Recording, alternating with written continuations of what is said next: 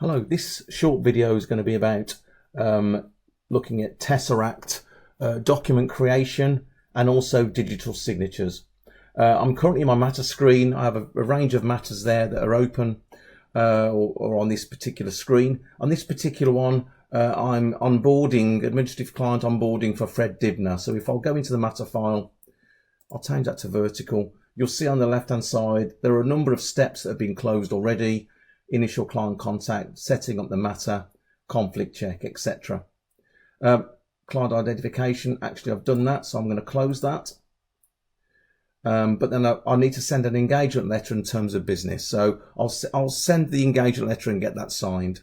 So on the right hand side, I'll create a document from a template. So this will demonstrate the document creation functionality. So I'm going to create that document and I'm going to save it into this particular area of the matter. So it's created the document. Now it's going to actually create the document header screen, and then we can go into that and start manipulating that document and sending it out.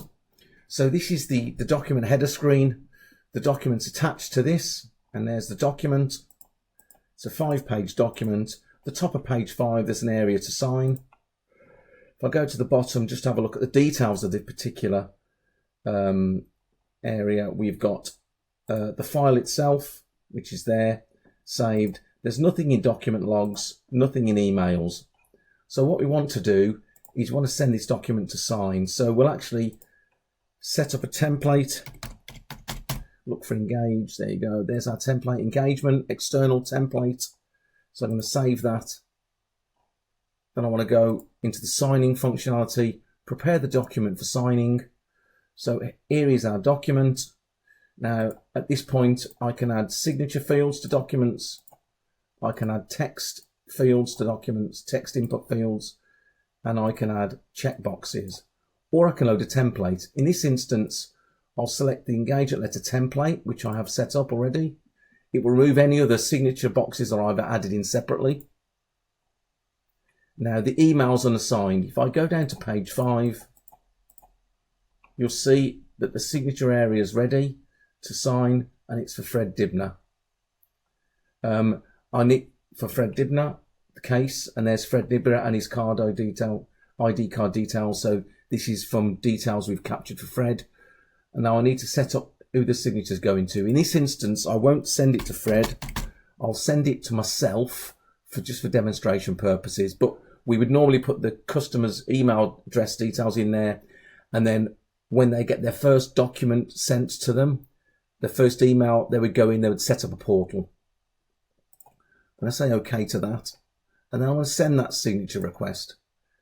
And at the very top, you'll see here, prepare document for signing. If I say OK to that, now it's locked this document.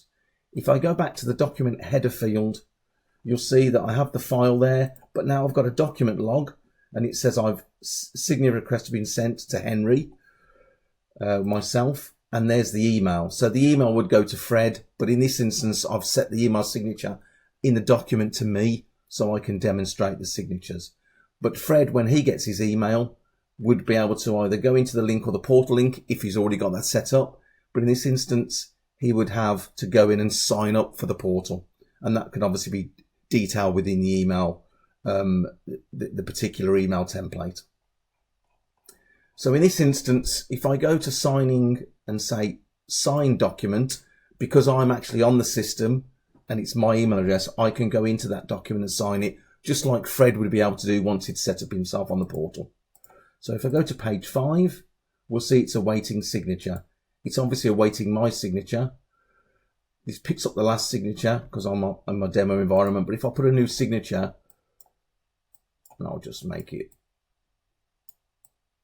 something like Fred. It's difficult writing with a mouse. But obviously if you had an iPad, etc., you could do that. Save that signature.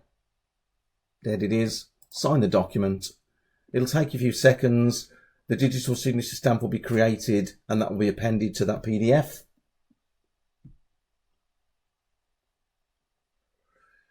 There we go.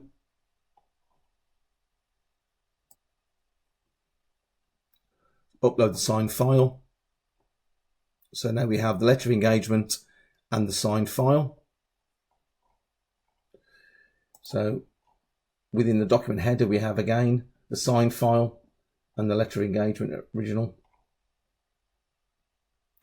If I preview the signed file, there's the signature. And then from the document header, I can go up to the top and there's a button to take me back to the timeline. I can go back to the timeline. I can obviously view it either horizontally or vertically. But if I keep it on horizontally and go to the engagement letter element, you'll see at the very bottom now, we have a document attached, which is the original document and the signed version of that letter of engagement. So everything's very nice and easy to get to. I hope that helps.